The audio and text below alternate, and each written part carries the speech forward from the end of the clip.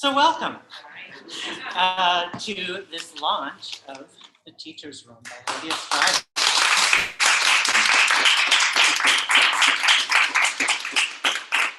My name is Greg Newton. I am the co-founder with my partner Donnie Jokum of the Bureau of General Services Queer Division, which is the room you now find yourself in.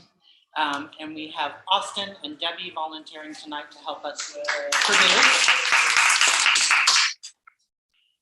The Bureau, for those of you who don't know, we like to say is a government agency for a government that does not yet exist. And thank you. I like when I get the laughs. And this is the service we provide. We hold this space for queer books and queer culture. Oh, they're loud out there. We'll have to talk louder. So we are an all-volunteer organization. We do have a suggested donation of $10, but we are happy to take whatever you're able to give. And if money is tight and you would like to buy Lydia's book, you should hold on to your money and buy Lydia's book, or any others.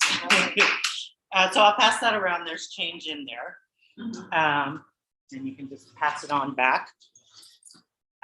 If you're not already on our email list and you would like to be, we can sign you up for that at the register, and you'll get an email every other Monday about our upcoming events. And we are in Pride Month, so we have a lot of events, or as I've heard it called, Gay Endurance Month. And we are enduring through this. Lots of events. Yeah, we're also just a regular bookstore Wednesday through Sunday from 1 to 7 p.m. We also do art exhibitions. Right now we have paintings by Katya Farin, an LA-based painter. And yeah, that's the Bureau in a nutshell. So I'm going to introduce our readers. Karla Jay will be joining us virtually in a moment. And I'll read all of their bios right at the start so we can just proceed from there. So award-winning playwright Lydia Stryk was born and raised in DeKalb, Illinois, birthplace of barbed wire and flying ears of corn. After high school, she trained at the Drama Center in London and pursued an acting career in New York for exactly 1 year before completing a master's degree, before returning to school to study history and education. While completing a master's degree in journalism, she wrote a first play and went on to complete a PhD in theater. Her dissertation, Acting Hysteria, an analysis of the actress and her part, was her attempt to understand why acting and the woman's role on stage felt pathological. She has taught in the New York City public school system and in colleges, and her plays have been produced across the country and beyond. She also writes essays, including her latest, A Playwright Crosses the Border into Fiction. The Teacher's Room is her first novel. Karla Jay, PhD, is Distinguished Professor Emerita of English, Women's and Gender Studies, and Queer Studies at Pace University in New York City. She has written, edited, and translated 10 award-winning books, the most recent of which is Tales of the Lavender Menace, a memoir of liberation, which we also have at the back of the room. The first woman chair of the Gay Liberation Front and a co-founder of Radical Lesbians, the Lavender Menace Action. She has been a Grand Marshal of New York City's Pride March twice. So it's a great honor to have Karla joining us. Rachel Rosenberg is scholar of US gender and sexuality history and history of education. Her work focuses on the policing, experiences, and activism of women teachers in the 20th century. She is a former 6th grade teacher and is currently a PhD candidate in history at Yale University. So please welcome them all, and let's get started.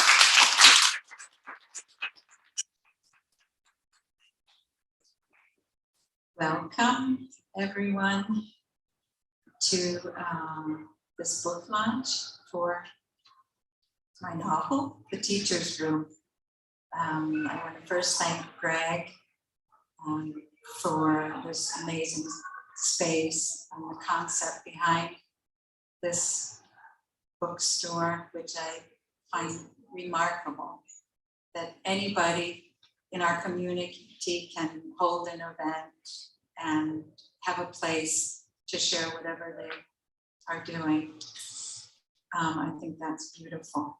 And I want to thank my publishers, Bywater Press, Salem West, and McMahon, Faye Jacobs and Elizabeth Anderson, and all the others at Bywater for publishing this first novel of a playwright who had no idea how to write a novel 7 years ago when she started writing the teacher's room. And there are a number of people here who have helped me amazingly in this process. And one of the beautiful things about writing a book, and probably the easiest thing to write, is the acknowledgement page. And there you will find the people, many who are here and in this audience. I want to say that this morning, I thought I would go for a tranquil run in my local park. There's a sports field that I run around in Inwood Park. I wanted a little tranquil time to finesse what I thought about saying tonight. And I made my way down to the fields, and suddenly there was a cacophony of screaming and shouting, a volume that would wake the dead. And what had happened was school children, it was their sports day today. And I didn't count them, but I think there are approximately 500 children in this little sports field with their teachers. And I had to see that as a good omen. I didn't have a moment of tranquility to work on this, so sorry. But, you know, it reminds me that how passionate children are. And I know we don't like to use this word so much, many of us, but teachers are heroic. You certainly I witnessed that this morning. And we're going to talk more about teachers specifically with Rachel. And I also want to thank Rachel Rosenberg, who's a brilliant historian in a field which is very rare, the study of the history of education and women teachers, including their sexuality. Very interesting work. And of course, Karla Jay, who needs no introduction. I'm honored that she will join us to share her thoughts about this period of time as a witness. Okay, so now I'm going to look at my notes here and begin. Despite some dark and difficult themes in the teacher's room, the book is set in 1963. So, you know, inevitably, the Birmingham church bombings followed by Kennedy's assassination, but some hopeful moments as well, the March on Washington, and Betty Friedan's The Feminine Mystique, which was published in that year, was a very tumultuous and seminal year. But my book is also a celebration of place and of a profession, the profession of teaching, which has often been overlooked, or let's say always been overlooked, though there does seem to be some recognition in pop culture just now of the teaching profession. But this is a celebration of what a teacher's life actually entails, both in the classroom, but also outside of it, that they are full human beings with passions, and more of passion later. This is a celebration of women, women's lives and work, women who love women, and of children too, and their passions. And it's a work of memory and fantasy of what was, and it represents the end of an era which I was thrilled to discover even more fully when Rachel and I talked, an era that I was feel very privileged to have lived through. And I'll describe that in a moment. There's nostalgia involved in memory, of course, and that's there too. Nostalgia for what is gone, because the town in which this book is set is a factory and farming town with a state college on its periphery, which is very, very like the town I grew up in the heartland of this country. Let's say nearly identical. So I don't mention the name in the book. And so it's also a nostalgic look at something that is lost, because my town is now more of a suburb to Chicago than a factory and farming town. I was born and raised there, as were my desires. They were born and bred there, but it was a town I had to leave, was forced to leave, in order to live out my desires and my identity fully and freely.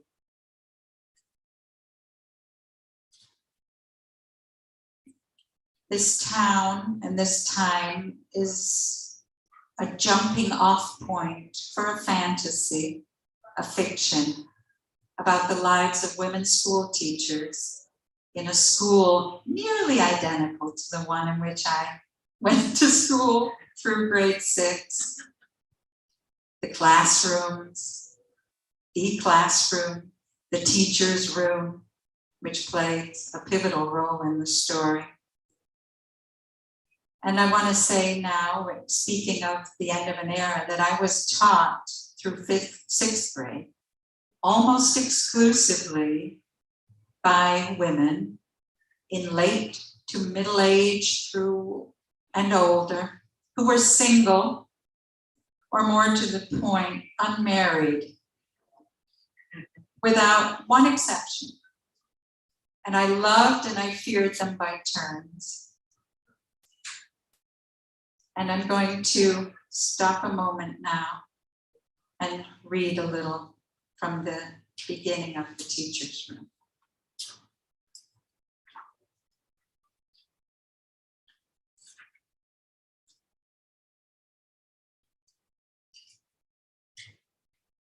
I don't think you're an Indian, Liddy.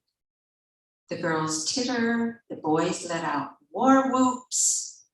I am too, she says, and defiance flashes in her dark brown eyes, those flaming orbs. There's enough fire in those eyes to burn the school down, but you fall into them just the same. She's starting a new game. It appears to be called staring at Miss Murphy. I'm trying very hard to ignore her scrutiny, but it's impossible to look away. She's making me self-conscious, and I'm at her mercy. I fear tears welling up, which I'm fighting to contain. And there she sits, dead center in the classroom, like the earth's molten core, her tangled auburn hair lit devil red by the sun. The Illinois were forced marched out west from Illinois more than 100 years before you were born, I say, and I write force marched in big letters on the board. But she's not impressed. She's drumming on her desk. She's very good, as it happens, very rhythmic. If you close your eyes, you might be on the plains. Close your eyes, class. Let's listen to Liddy beat the drum, I hear myself saying. She stops, astonished, hands in midair, and then she carries on. We listen, eyes closed. The beats rise up to the high ceiling and fall back down, reverberating through the body. The children join in, at first slowly in ones and twos, until they're all at it. The scuffed wood floor buckles under us, and the walls give way. We're transported somewhere, I don't know where, but the hour's up. The children toss their battered American history books in their desks and scurry off homeward. Don't forget your gym bags, I call out, or your homework, and have a happy weekend, children. You too, Miss Murphy, most cry out, but not Liddy. She's among the first to dash away. She's got an important job, a school patrol on the corner of my block, wouldn't you know, where she directs the children over leafy South 10th like a New York City policeman at a busy intersection. From up the road on my way home, I'm stopped by her wild gesturing and fierce commands. As I approach, she looks right through me as if we've never met and blows her whistle. The whistle's shrill cry pierces the air, sending shivers through me. What have I done to you, Liddy? I ask her under my breath. Give me a chance at least. But she's already turned her back on me. I walk on, fighting feelings of antipathy toward her, even ill will, feelings a teacher must avoid at all costs, I know. Poor Liddy, I say without conviction. To look at her, you'd swear she'd been neglected. Those scruffy jumpers, straps permanently falling off her shoulders, socks around her ankles, that hair. But nothing I've heard about her home life. Her father teaches art up at the college. Her mother is apparently devoted, comes close to explaining her behavior, which feels calculated to upend all my lesson plans. With all the sympathy in the world, life under Liddy Kaminsky's rule is proving exasperating. Drink this, Esther Jonas says, placing a steaming cup in my hands. It'll give you strength. She sits down across the table from me in the tidy teacher's room with its lone window looking out at the school gym, its dog-eared reference books and teaching manuals sorted with care on the shelves, its kitchen a mere sideboard with kettle, its rickety table chairs, and in the corner, its lumpy couch, where Irene Bachmeier, third grade teacher, is currently dozing, head back against the pillow. The coffee is good, strong and sweet. Esther is watching me with a look of pity, but there's something else in her look, something like surprise at what she sees, and I find myself blushing. She notices and looks down at her lap. Don't look away, I want to say. I like your eyes on me. She's looking up at me again. It's tough being you, Karen, she says gently. Well, I feel old already, I tell her. She laughs in response, and suddenly I'm feeling better, able to admit that some of the children have their own ideas as to what should happen over the course of a lesson. I can't bring myself to mention Liddy, however. It would be like salting a wound. They're testing you, that's all. That's what they do, I'm afraid. It's practically the rule by 5th grade. You mustn't take it personally. Repeat that to yourself at least twice a day. They are children. They're 10 years old. Never forget that. And we are adults. You're right, I tell her, grinning from ear to ear. I'm the adult. I seem to have forgotten that. Irene Bachmeier opens one eye, then two, and struggles up from the couch to join us at the teacher's table. Discipline and boundaries. That's what the children need, she says. And I realize she's been listening the whole time.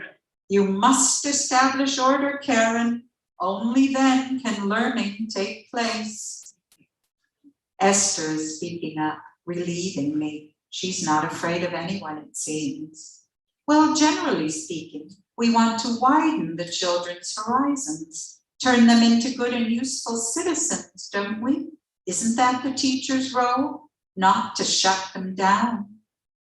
Irene's brow furrows Esther winks at me. We're having gentle fun at Irene's expense, it turns out. Esther likes a good argument.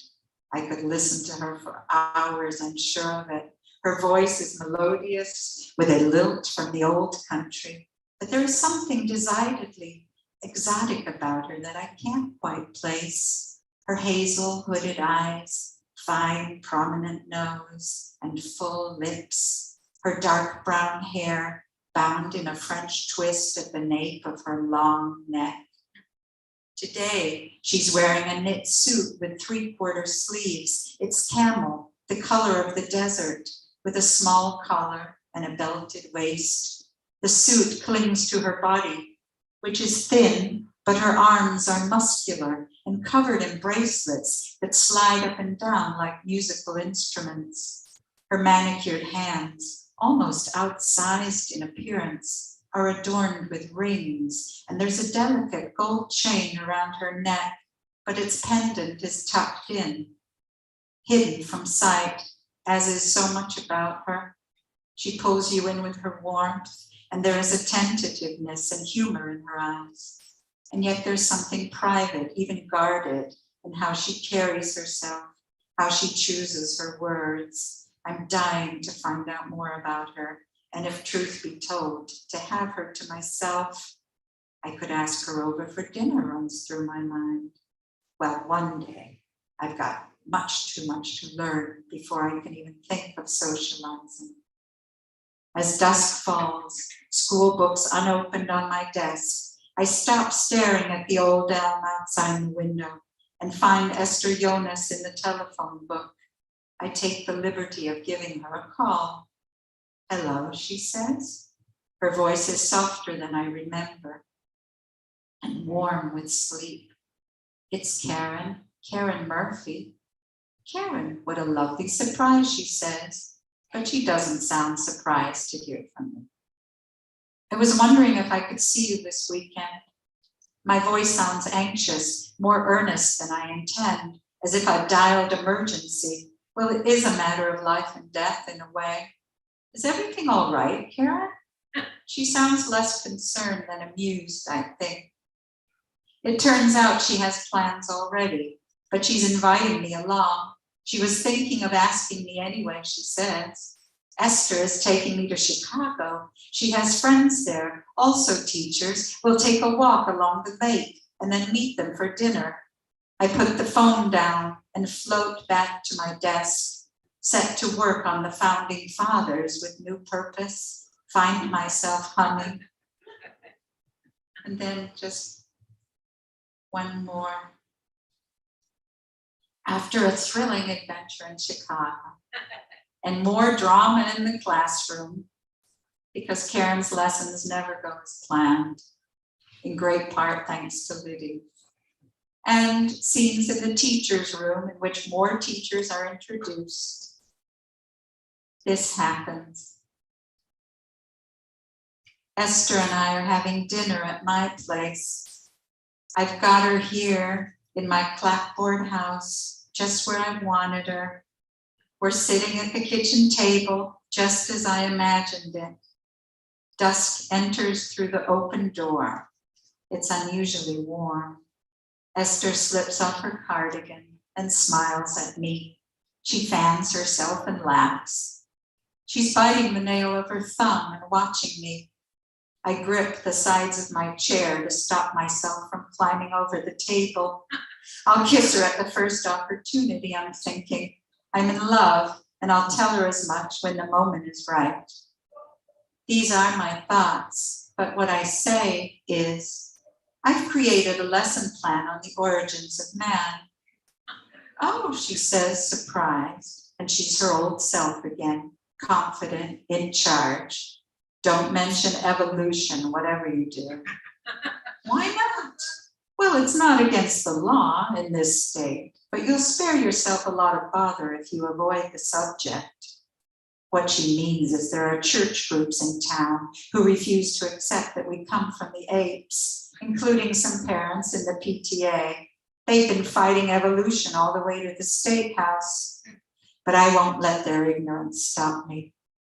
No one can stop you, Esther says, reading my mind, and not for the first time. She's one step ahead of me in everything. Teach what you want to teach. Just don't use the word evolution. Call it something else. She wipes her mouth daintily, then pushes her plate away.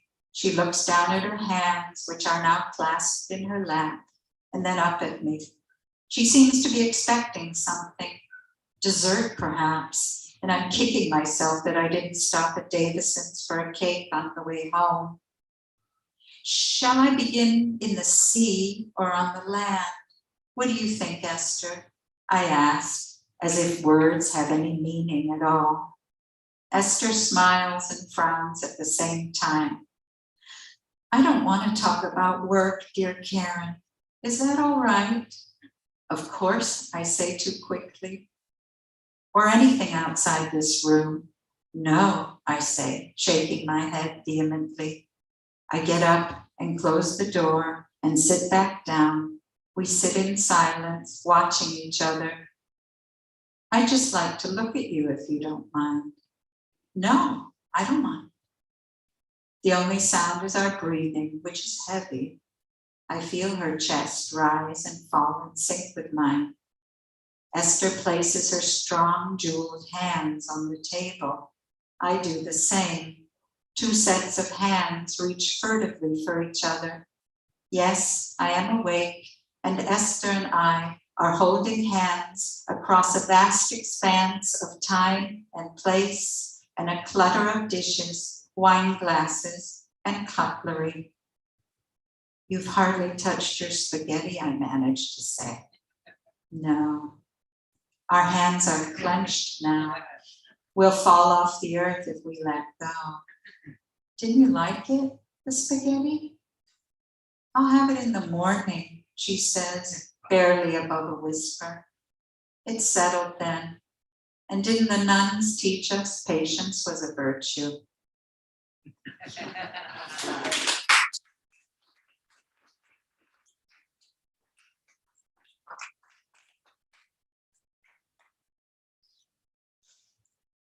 As long as there have been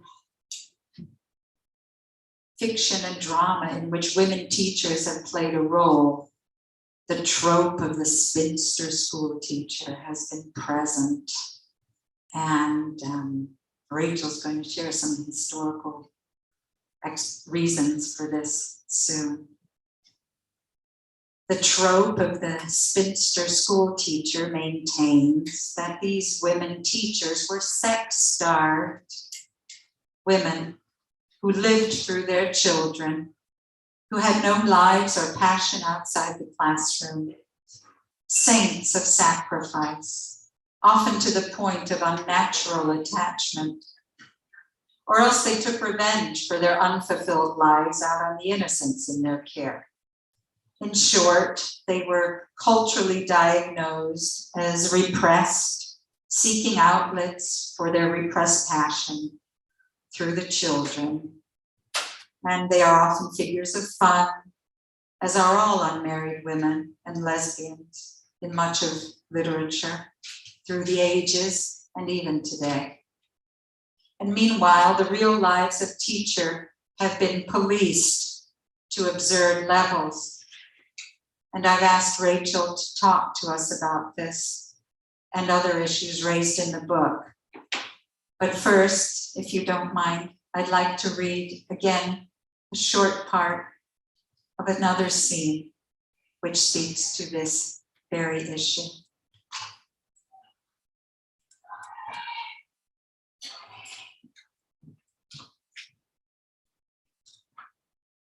She's parked on the next lot, she says, closing the door quickly behind her, and walked over so as not to draw attention. She insists we close the windows, lower the blinds. She arranges her books on the table as if we're getting down to work and turns up the volume on the radio. Okay, she says, undressing me, we're safe. Safe from what, I want to ask. What is there to fear? But I can't form words. I can barely stand. "You're safe with me," I managed to say as I lead her up to my bed. But safe is the last thing I'm feeling. My desire for Esther is wrought with danger, the danger of losing control. In fact, I've abandoned reason and every other faculty that holds a school teacher together. I go ape in her arms. I babble and shriek. Below my bedroom window, a car pulls into the driveway. Esther jolts up in the bed. "Esther, it's okay." I'm laughing, delirious with loving. "It's only Bill, my neighbor, coming home from the late shift at Wurlitzer's." I reach for her, but she resists and pulls the covers tight around her. It's a very small town. People here notice everything, even things they don't understand and can't explain. It's nobody's business how we lead our lives, I assure her. I'm desperate to have her back in my arms. My body is bereft, but she's not convinced and keeps her distance. She seems startled, in fact. She's looking at me as if I'd said the world was flat. "Your life is not your own, Karen. Surely you know that. You're a school teacher, a pillar of the community, a moral authority, whether you like it or not." I'm panting, tongue hanging. I'm not in the proper state of mind. "A teacher should be judged by her behavior in the classroom," I answer, my own behavior in the classroom notwithstanding. Esther looks up at the ceiling, then down. She clasps her hands. I can't tell if she's at a loss for words or praying. She gets up from the bed and walks to the window, satisfied that Bill is not lurking outside. She sits on the nearby chair and takes me in with a perplexed expression. "We're like those nuns of yours. They put us on a pedestal. We live for the children and the children alone. One false step, Karen, and down you fall. Even the slightest deviation can compromise your standing in the town and lead to your undoing. Our present conduct is grounds for dismissal." Esther's words are preposterous to me. Love is one thing, work is another. My life is my own. I refuse to care what other people think, but I don't say anything. I nod my head. I'd stand on my head if I could. Anything to get her back in my bed. Her brow is still furrowed, but she's coming round. She's in my arms. We make love, the holiest of acts, heart pounding against heart, a pure communion. We are not immoral, I inform her as we calm. Our conduct is a form of devotion. That does it apparently. Esther is sitting up purposefully. "I want to tell you a story, Karen."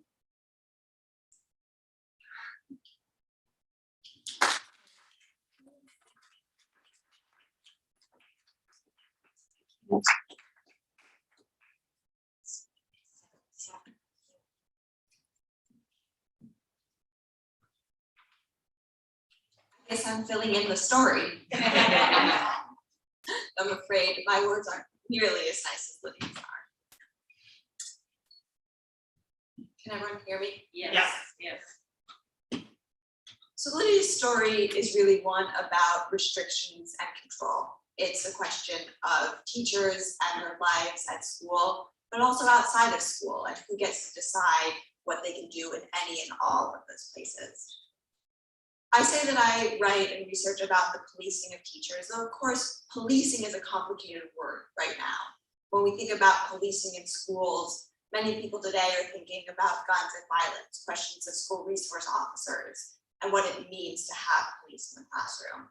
And that's not necessarily what we're talking about when we're talking about the policing of women teachers, though sometimes it is quite literally. But more often, it's about social and emotional control. It's about who gets to decide what teachers' lives look like.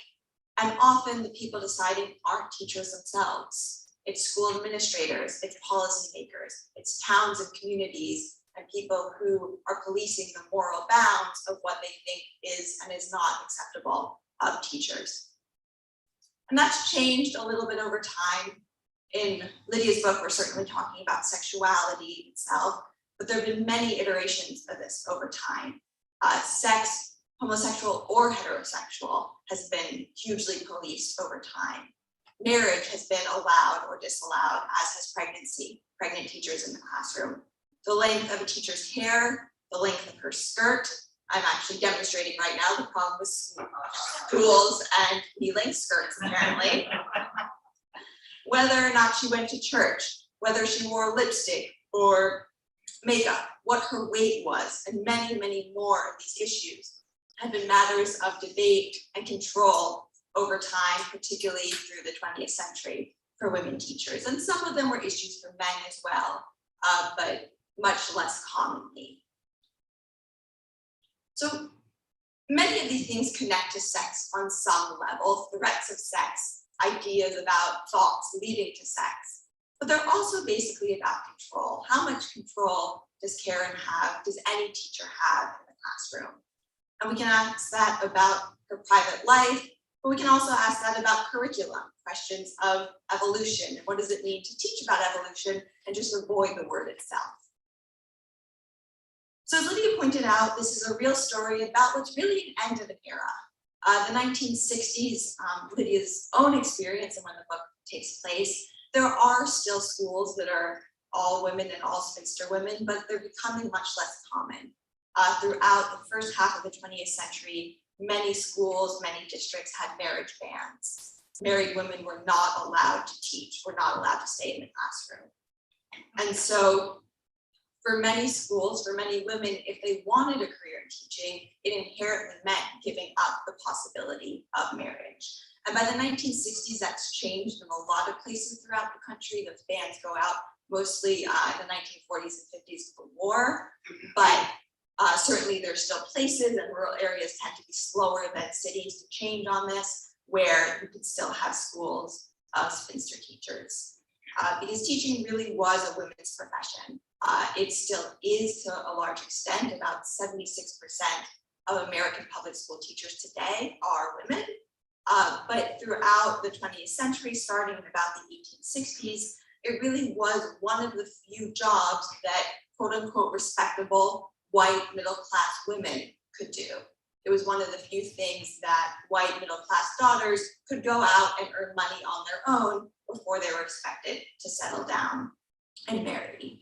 The idea was that women were natural caretakers, that they were good at children, that spending a few years in the classroom would prepare them properly to go leave the classroom, marry, and to raise children. What policymakers found, however, was that many women liked teaching. Many of them didn't want to marry, whether it was because they enjoyed their jobs or they enjoyed the independence or had no interest in marriage to begin with, at least not the kind of marriage that would have been acceptable in the communities in which they lived. Part of the problem that policymakers found, however, was they were losing a lot of women that they wanted to stay in the classroom. And they were concerned about the kind of women, as they might say, who chose to dedicate her life and her career to marriage, or to teaching, I'm sorry. And as Lydia pointed out, well, we might be worried about the married ones too, but that's a different conversation. And as Lydia pointed out, there was this idea of perverseness, perhaps, of women who chose to stay as teachers rather than going and leaving and raising children. And there's actually some really interesting conversations that happened in the 10s and the 1910s and 1920s that one of the first pushes to overturn the ban on married women teachers is that there is a threat, quote unquote, or hint of lesbianism, that it may be that women who don't want to marry are staying in the classroom, and that's the wrong model to be giving to children, that we don't want those women near children. And so we see this rhetoric of threat, this idea of concern, of the need to protect children from quote unquote perverse ideas over and over again throughout American history, throughout the 20th century, certainly in the moment of Lydia's book, and very much again today. We see that in discourse about schools and public schools. So I think what Lydia does really nicely is shows us some of the challenges and possibilities of teachers. Karen certainly isn't perfect, but she raises the question of what it means for a teacher to be her or their genuine self in the classroom, and what it means when they're disallowed from being that, how that harms individuals and how that harms children. It brings up questions of curriculum and how a teacher balances perhaps the desire to make change with the realities of the restrictions of what she or they can do or can't do if they want to keep their job.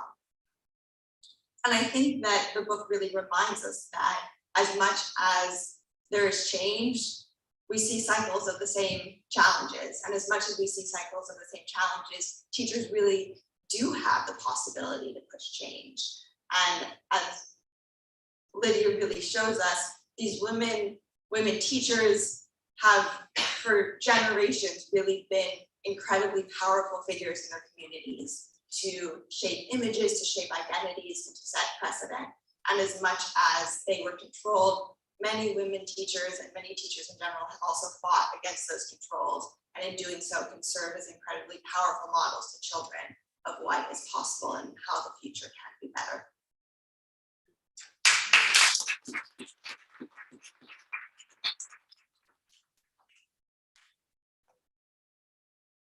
Now, let's talk about sex. Oh, sorry. Yes. Let's talk about sex. There's a scene in the book where I write that to a fly on the wall, they would be astonished to see these prim school teachers doing what they are doing, fly on the wall. But they was very important to me to show that women as full-blooded, passionate human beings. And as I say, there's a fair share of demonstrations of this in the novel. And I do want to confess here that my protagonist is not exclusively in this tumultuous year for the country and her life with women. And my intention was to present as honestly as possible the evolution of a young lesbian coming of age in the 1950s with this very extreme heteronormative imperative, of course, and with the McCarthy era in full swing, in which homosexuals were spoken of in one breath with the communists. And there are some brief encounters with men in this book, and for me, in a way, they are some of the most essential in the novel, because they demonstrate a truth about the evolution of lesbian identity. For possibly the majority of lesbians outside of big city centers, and even there, though at least alternative lives were possible in the cities, which is something I hope Karla will address soon. But for the majority of lesbians around the country, there was often a huge and often insurmountable pressure to conform. And so they dated men, even married them, and had families, only to come out later. Even the most famous of Pulp Fiction authors, Anne Bannon, was a married woman when she wrote her seminal lesbian love stories, A Suburban Housewife. And let's recall that teachers had escaped this imperative. But back to sexual identity. Ironically, it might be argued, and I'm going out on a limb here, that lesbian lives in the 50s and 60s were more akin to what we understand as queer today, a fluidity of experience and identity. But let's not wax romantic. Secrecy and fear dominated their lives, and exposure meant total ruin. And playing straight was a necessity. So this fluidity was imposed and not free, but it existed.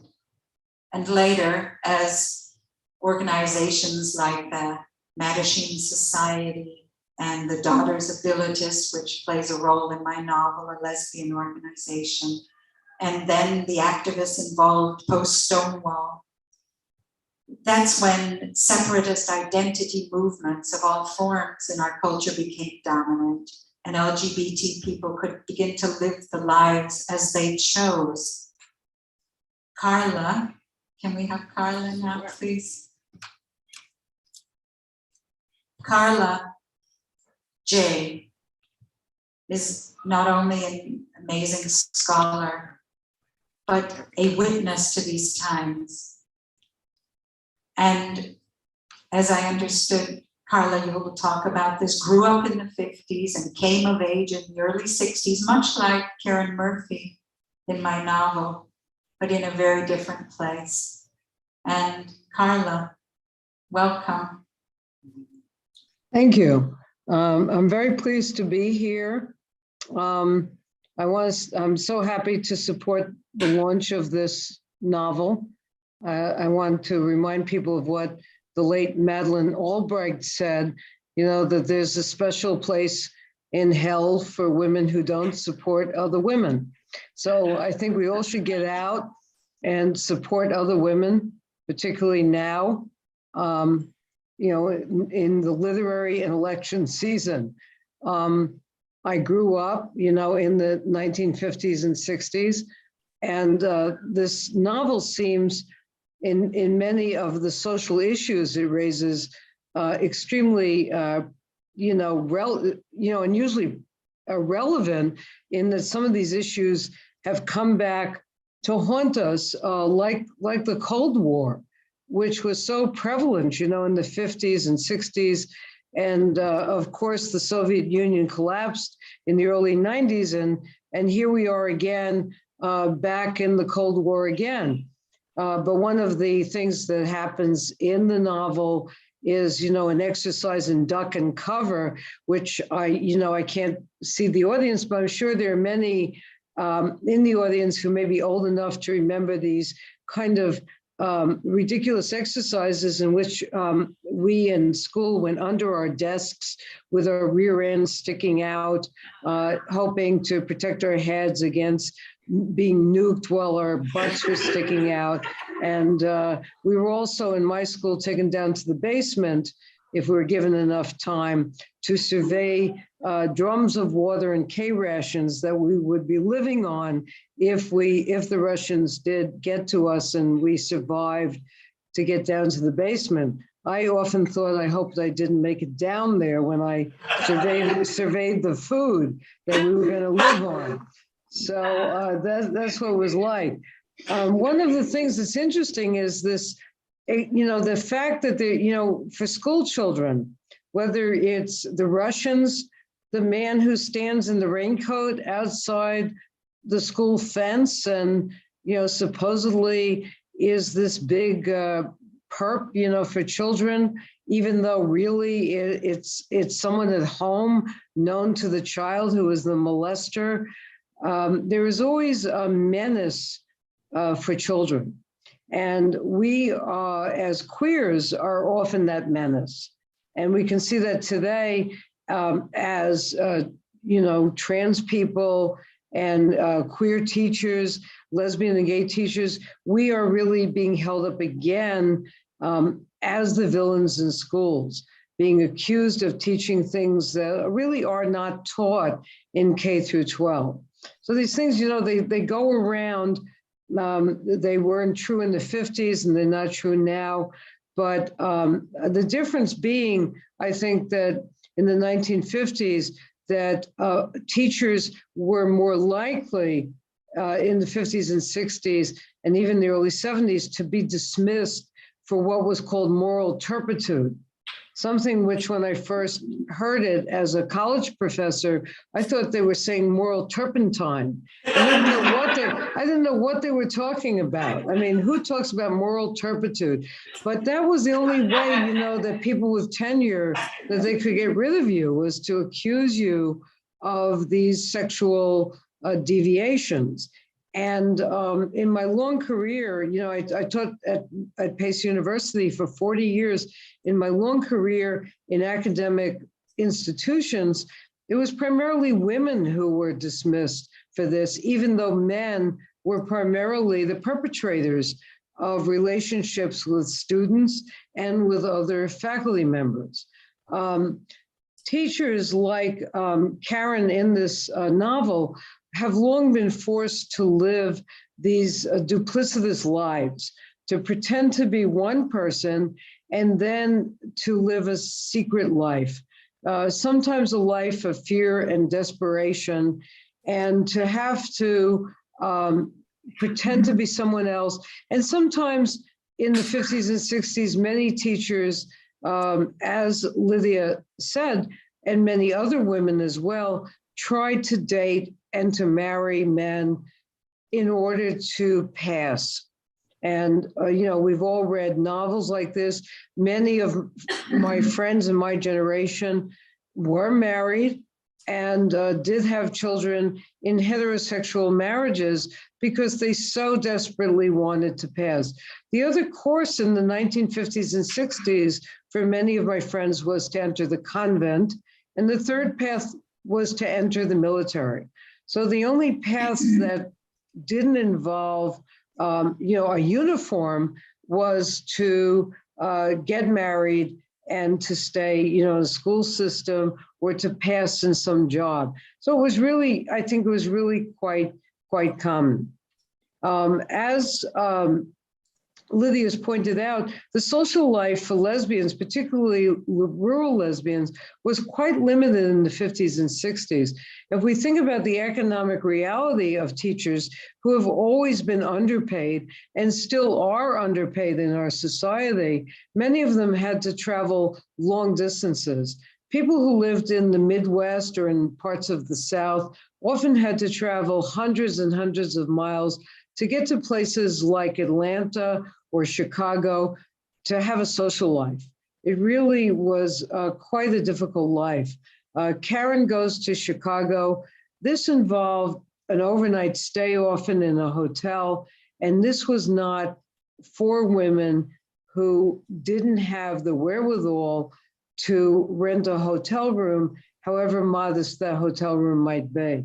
When they got to these large cities, as Karen does, they might find a social group like the Daughters of Bilitis, and those groups presented experts, I say that in quotes, from psychology and other fields who would offer comfort to lesbians particularly in the 1950s and 60s, and tell them that they were, quote, normal, unquote, and that they were fighting to be accepted by the patriarchy. That was the goal of the homophile organizations of the 1950s and 60s, as opposed to the more radical post-Stonewall groups. This is what Karen does.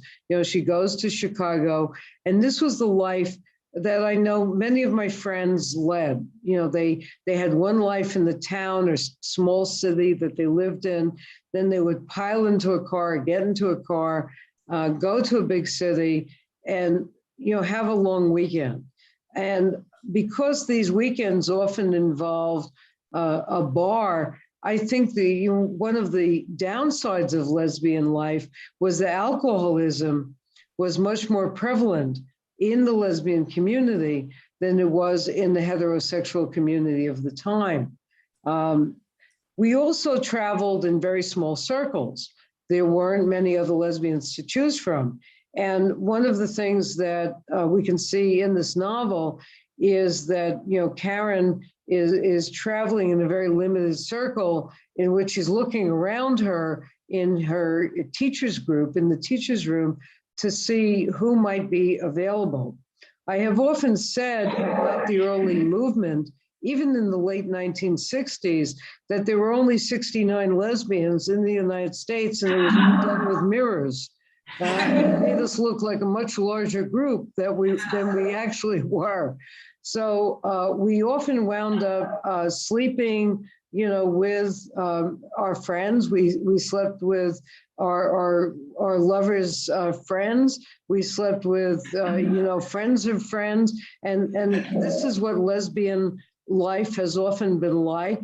often because of the smallness of the lesbian community.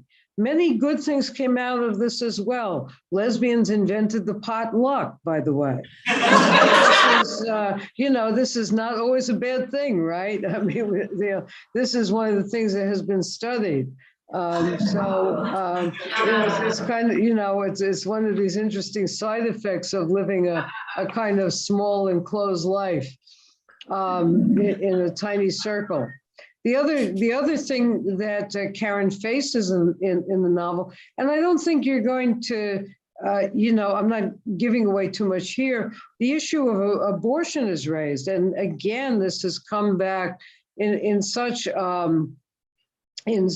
a horrible way to haunt us again. For those like myself who were in the second wave of feminism and grew up when abortion was illegal, and who had I had friends who really, had no choice.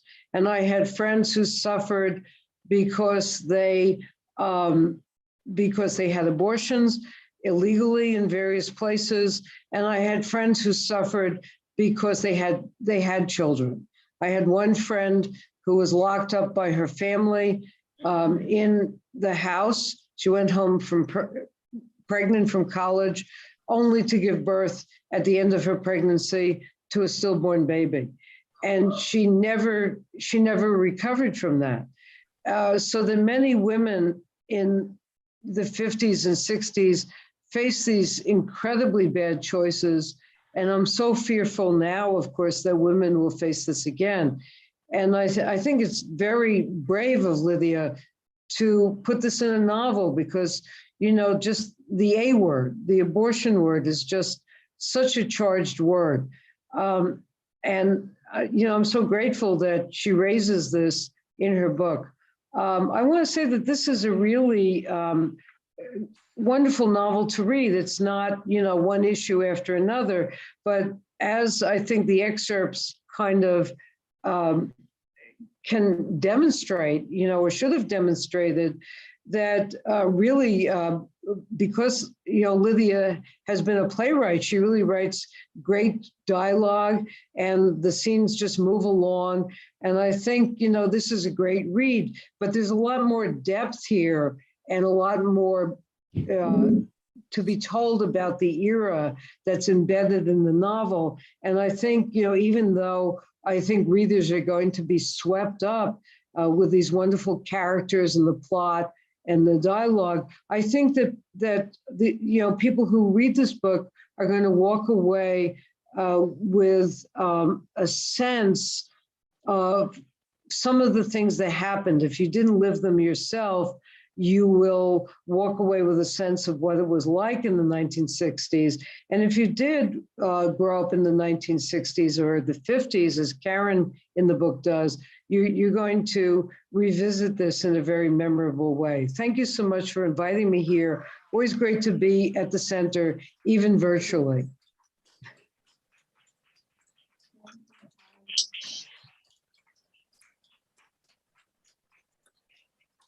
Goodness, hard to top that. Not possible. Wonderful, both of you.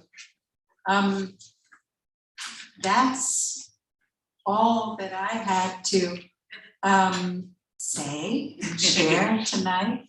I wanted to ask, though, if there's time, if perhaps anyone has a thought or a question for Karla or Rachel or myself. Don't be shy. We like questions. Yeah, Julie. Was your family read your book? Yes. And did they have any? That, I'm glad you raised that because that's very interesting to me. My mother loves this book, but she had me order Shades of Grey for her, the third volume.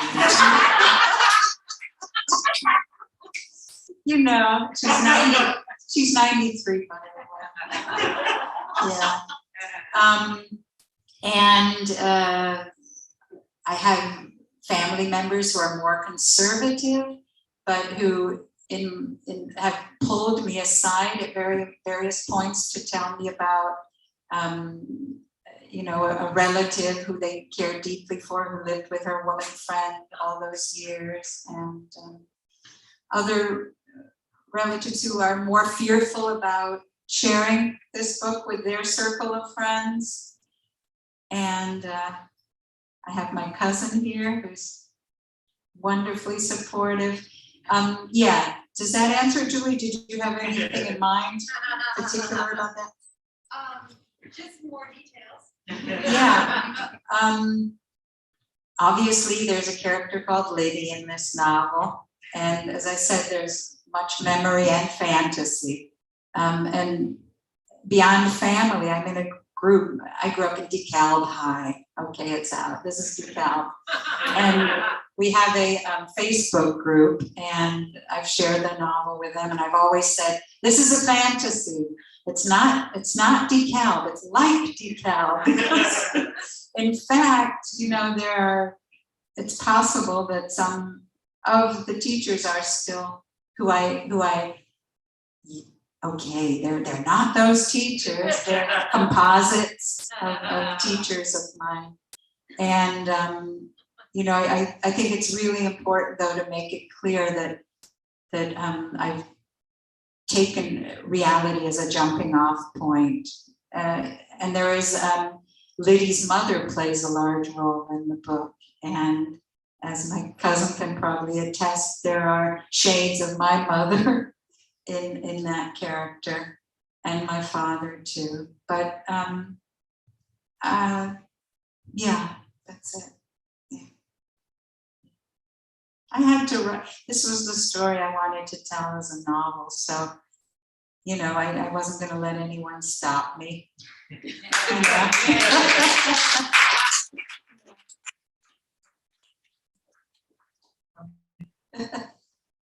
else? No? Okay. I did want to ask one thing too, and Karla may be interested in this too, to Rachel. We talked about how a famous linguist working today, John McWhorter, who I very much admire, had written, had discussed in a radio podcast talking about white guilt and white supremacy and so on. That he made reference to women school teachers as perpetrators of racist thinking, and I was very taken with that, and I wanted to contact him because it was just a brief comment. And Andrew Sullivan, who was his sparring partner, went right ahead, didn't ask him to talk more fully about that. But I do think that women teachers have been at the center of debate and are often, I'm losing words now, but much has been put on these teachers in terms of their responsibility for some of the worst as well as the best aspects of our culture. And I would love Rachel to talk about that, about the conservatism and the progressive aspects to teaching. Sure, I think you say teachers have been pointed to as some of the worst and some of the best, and I'd love to see examples of some of the best. I don't think we do nearly enough socially, culturally of pointing those out and speaking of those. My take, both as a former teacher and a scholar of the history of education, is both that is deeply true and that it's deeply complicated. And I think that to say that teachers who have historically in this country been white women have been more than 2/3 a majority of public school teachers throughout the 20th and 21st century in this country. And schools are conservative institutions as a general rule. Teachers have to be, to some level, conservative to keep their jobs as a general rule. And not all teachers are good people. And I think that we can both acknowledge that and also say, not all teachers are the problem.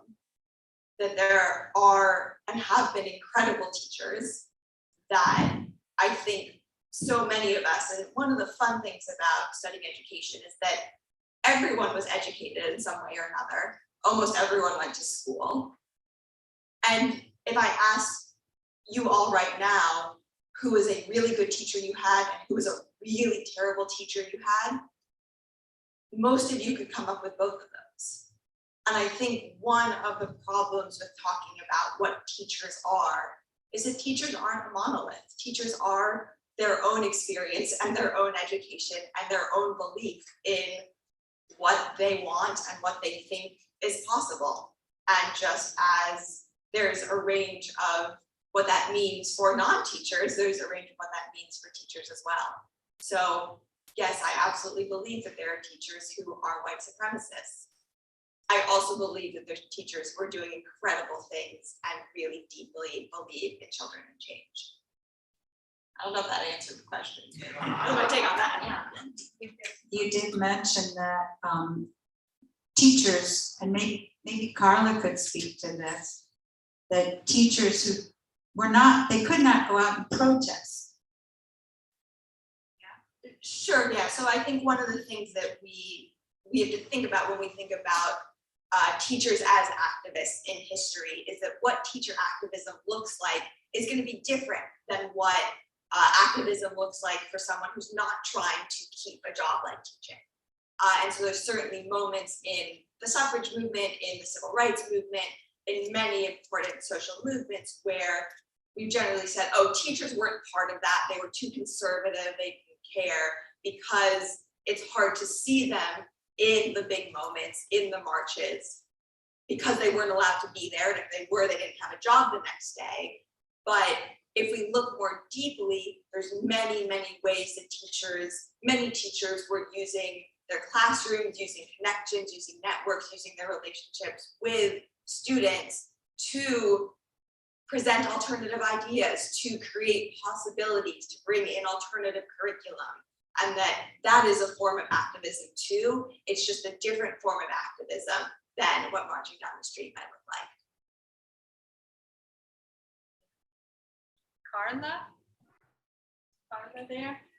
Yes. I think I've got, do I have the mic on? Okay. Yes. Okay. I think that there was a kind of policing of all kinds of behavior of teachers.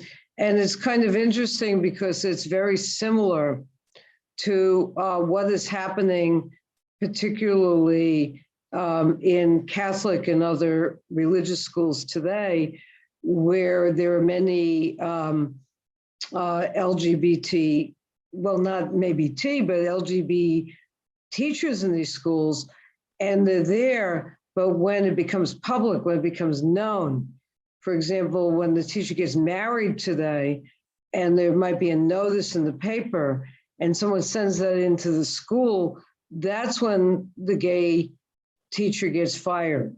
You know, and often the story that I hear most commonly from queer news sources is the choir master who is gay, and he gets married and then he gets fired. And I often think without these gay men, these so-called independent and Catholic schools, they would never have a choir. I don't know who they think they have there. But when I was a student, the policing was different. Women who were divorced were told, and my friends from high school, I'm so lucky. I have a high school group, and we meet every month, on Zoom, about 12 of us. And they were saying the other day that there was a teacher who was divorced, and she had been told that if the parents found out about it, she was going to be fired. And somehow it did become public, and she was fired. And so that teachers were often held to this higher standard of behavior than people who worked in other industries. And there's a real irony to this, because I think that teachers, the K-12 teachers, and also college professors, in relationship to the educational achievement, those who educate and those who take care of our most precious asset, and that's our children, are among the most underpaid individuals in our society. In New York City, you make quite a bit more to pick up the garbage, to be a sanitation worker. And so it is ironic that teachers are both underpaid and under-rewarded, and yet held to this higher standard of behavior. It's just one of these incredibly, difficult and horrible double standards of treating people. I mean, if it were up to me, of course, teachers would be higher paid. They would be paid as well as the mayor.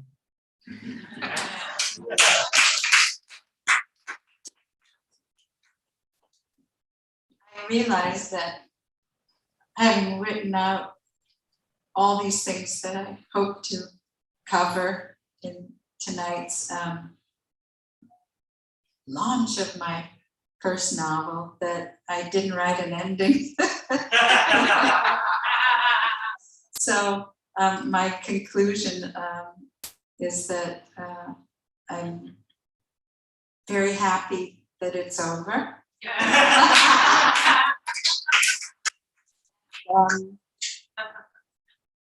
Because you have to get through this moment, and then everything else is a piece of cake. That's what I believe. Thank you for coming.